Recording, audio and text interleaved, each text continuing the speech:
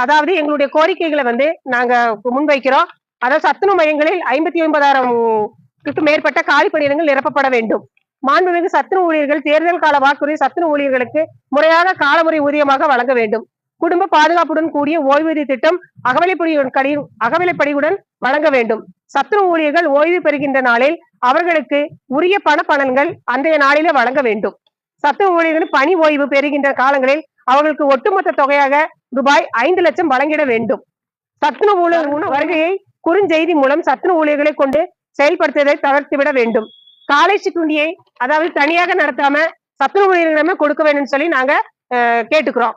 அப்புறம் தகுதி வாய்ந்த சத்துணவு அமைப்பாளர்கள் சமையல் உதவியாளர்களுக்கு பதவி உயர்வு வழங்கிட வேண்டும் சொல்லி விதமாக 10 அம்ச கோரிக்கைகளை வலியுறுத்தி இந்த மாநில முழுவதும் மாவட்ட கழகங்களும் ஒன்றியங்களிலும் நாங்கள் வந்து இந்த எழுச்சி நாளாக இன்று நாங்கள் கொண்டாடி வருகிறோம். நன்றி, வணக்கம்.